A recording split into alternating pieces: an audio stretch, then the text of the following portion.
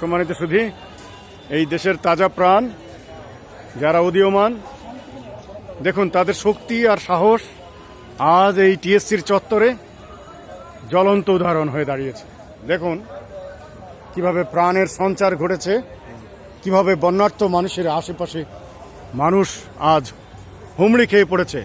বিশ্ব মানবতার জয়ে আজ দেশে উদীয়মান তারকাদের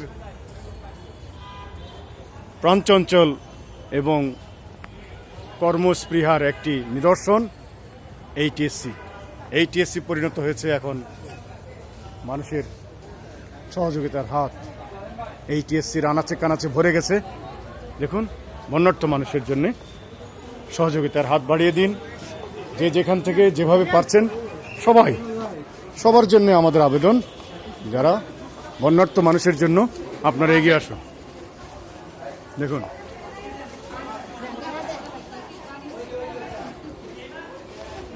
সবাই আসুন আসুন আমরা একজন কথা বলি। আমাদেরই এক young generation, mister Nahid. So আপনার পরিচয় বলুন। আচ্ছা, সো আপনি কোথায় চাকরি করেন? NRBC bank. কোথায় বসেন আপনি? মতিঝিলে হেড অফিসে? আচ্ছা আচ্ছা। তো এই যে বন্যার্ত মানুষের জন্য যে বর্তমান ঢাকা ইউনিভার্সিটির ছেলেরা কাজ করছে, এটাকে আপনি কিভাবে দেখছেন? সাধুবাদ জানাচ্ছেন অবশ্যই।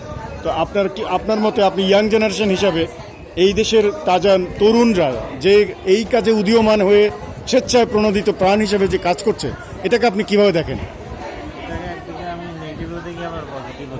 আচ্ছা আচ্ছা। মানে এতগুলো মেধাবী তাজা প্রাণ আসলে যাওয়াটা এই দেশের জন্য অনেক লস। আচ্ছা, এই লস পোষানোর মতো ক্ষমতা আমাদের নেই। জি। তারপরেও তারা যদি নিজেদের ঋণ খেটে তারা যদি সিলেক্ট করে, তাদেরকে এখন দেশ করতে হবে, সেটা উপায় নেই। আচ্ছা, কারণ যারা এক্সপায়ার ডেট মাল তাদেরকে দিয়ে হবে না। আচ্ছা আচ্ছা আচ্ছা। আপনি এক্সপায়ার বলতে কি বোঝাচ্ছেন?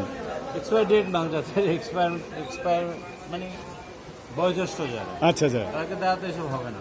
আচ্ছা আচ্ছা। দরকার খালি signature. Well done. That means আপনি বলছেন যে নেতৃত্বে ইয়াংরা চলে আসুক। ওকে, কিন্তু শিখবে করতে, হ্যাঁ, গুড বলতে দেন। আচ্ছা আচ্ছা, ইয়াংরা শিখবে করতে। ভুল ধরেন, ভুলটা বুঝাই দেন, তবে সিগনেচারটা দিয়ে দেন। Very good. ওকে, আপনারা কি সারা জীবন বসে থাকবেন আর পোলাপাইন্ডি সারা জীবন নিচে বসে থাকবেন? তাকে আর উপরে ওঠার দরকার নেই। আচ্ছা আচ্ছা, ভেরি গুড। এতগুলো তাজা যেটা আসলে দুঃখের, আসলে কি বলবো, প্রতিটা মায়ের কোল খালি হয়ে যাওয়াটাকে আপনি কিভাবে দেখেন? ৭১টা বুলেট, 11টা বুলেট, তারপর আল্লাহর অশেষ রহমত, কিভাবে এখনো বেঁচে আছে। আচ্ছা, তাছাড়া এই যে প্ল্যানগুলো আমি দেখতে পাচ্ছি, সেটা আসলে দারুণ ইনিশিয়েটিভ। এটা আসলে এত সহজ কাজ না যে ওরা আদৌ রাতে ঘুমাইছে কিনা আমার সন্দেহ আছে। আচ্ছা আচ্ছা, অক্লান্ত পরিশ্রমের ফসল এটি আদৌ ডেফিনেটলি, এবং এটা একটা টিম ওয়ার্ক। অবশ্যই টিম ওয়ার্ক ছাড়া কখনো কোনো কিছু হয় না। ওকে, এছাড়া আমরা এই যে আমি দেখতেছি যে ওই যে বিল্ডিং গুলা, ঢাকা ভার্সিটির বিল্ডিং গুলা কত পুরান, একটা এসি নেই। আচ্ছা আচ্ছা। আমি ইভেন ঢাকা ভার্সিটি ক্যান্টিনও ঘুরে আসছি। আচ্ছা, আপনার সিঙ্গারা, আচ্ছা আচ্ছা, ডাল, রুটি, আচ্ছা আচ্ছা, এগুলো খায় বললাম, আমাদের দেশের ছেলেপেলেগুলা কি কমপ্লিট করবে? মুসলিম কান্ট্রিগুলোর সাথে তো কমপ্লিট করতে পারবে না এগুলো খেয়ে, রাইট, তাই না? ওকে। তাছাড়া প্রত্যেকটা হল, এই যে কার্জন হল, কোন বছর বানানো?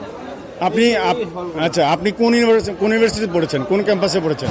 আমি বিউবিটিতে পড়েছি। ওকে, ফাইন। তো বিউবিটির যারা বর্তমান স্টুডেন্ট, তাদেরকে আপনি বন্যার্তদের জন্য সহযোগিতার হাত বাড়িয়ে দেওয়ার জন্য কোনো রিকোয়েস্ট করবেন? হ্যাঁ, আমি রিকোয়েস্ট অলরেডি করেও দিচ্ছি ওই দিন। আচ্ছা, আমি ওই দিন অলরেডি অনেকজনের সাথে কথাবার্তা বলে ওদেরকে এক ট্রাক করে অলরেডি পাঠিয়ে দিচ্ছে ত্রাণের জন্য। Well done. ওইটা কোনো সমস্যা নেই। আচ্ছা, এছাড়াও আসলে দুঃখজনক ব্যাপারটা যে ওরা আসলে নিজের রক্ত চলে যাইতেছে, তাদের চিন্তা করতে করতে মেন্টাল ট্রমায় ভুগতেছে। আচ্ছা আচ্ছা, এই জিনিসটা করার পর ওরা আসলে মেন্টাল ট্রমাতে ভুগবে অনেক। এই কারণে এখন আমরা বলছি এইচএসসি পরীক্ষা যেটা পিছানো হয়েছে, এই এইচএসসি পরীক্ষা পিছানোর কারণে তারা অটো পাস বা অন্য কিছু বা নিজেদের মধ্যে একটা হীনমনতা বোধ কাজ করবে যে আমি তো অটো পাশে বাস করছি, আমি পারি, আমার মাথার সাথে কিছু ঢুকছে। এই কারণে আমার ধারণার মতে আচ্ছা আচ্ছা, জি জি, আচ্ছা জি, এই কারণে আমি তাদেরকে বলতেছি, আচ্ছা আমরা একটু বাইরে আসি। আসেন আসেন। ওকে, ঠিক আছে, বুঝতে পেরেছি। তবে হ্যাঁ, সর্বাত্মক একটাই আমাদের এটাই ভাষ্য যে ওকে, বন্যার্থীদের জন্য আমরা সবাই যে যার সাধ্যমতো এগিয়ে আসি এবং রব্বুল আলামিন যেন আমাদের ক্ষমা করে দেন, এই দুর্যোগ থেকে আমাদের অতি দ্রুত পরিত্রাণ দেন এবং আমাদেরকে একটা সুস্থ স্বাভাবিক পরিবেশ দান করেন। Thank you very much. So বন্ধুরা, আজকের ডিসকাশন আমরা এখানে শেষ করলাম এবং আর কি বলবেন বলেন। হ্যাঁ, মেন্টাল ট্রমায় তারা ভুগতেছে, মানে 2-1 মাস পরে অলরেডি তারা আরো মেন্টাল ট্রমায় ভুগবে। আচ্ছা, এখন মেন্টাল ট্রমায় ঢোকার ফলে তারা কিন্তু লেখাপড়ায় তারা আপনার মানে মনোযোগী হতে পারবে না, জীবনও সম্ভব না। তাদের চোখের সামনে তাদের ভাইদের বোনদের মানে হারিয়ে ফেলেছে। মানে আমি ঢাকা ভার্সিটি তো আর মানে ঠিক আছে, তবে প্রকৃতির নিয়মেই আবার এটা প্রাণচঞ্চল হবে। অবশ্যই যেমন শীতের পরে গরম আসবে, গরমের পরে আবার শীত আসবে, আলোর পরে অন্ধকার আসবে, অন্ধকারের পরে আলো আসবে।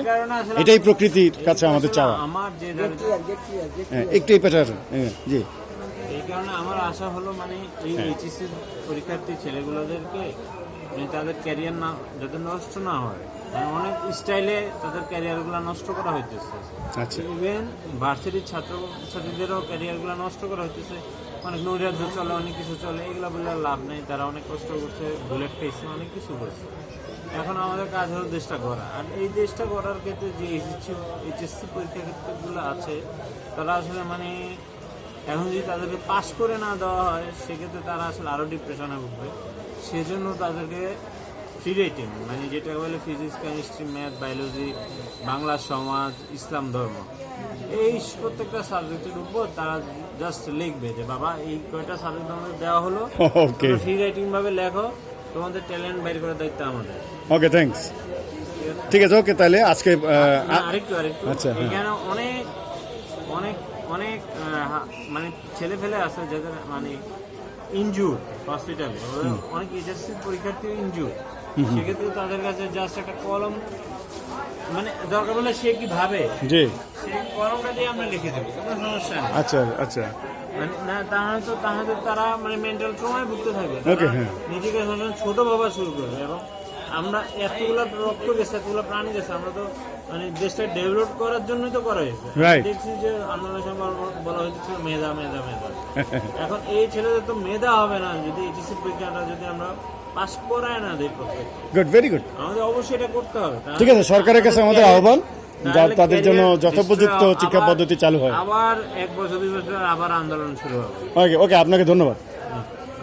সো বন্ধুরা, আমরা আশা করব সবাই সাধ্যমতো যে যেখানে আছেন সবার পক্ষ থেকে যেভাবে পসিবল যতটুকু যার সাধ্য আছে আমরা বন্যার্থদের জন্য সহযোগিতার হাত বাড়িয়ে দিই। ভালো থাকবেন, সুন্দর থাকবেন। প্রাপ্তি লিমিটেড কোম্পানির পক্ষ থেকে আপনাদের জানাচ্ছি সাদর আমন্ত্রণ। টিএসসি থেকে Mohammad Zahirul Haque Chowdhury, CEO and managing director. Thank you.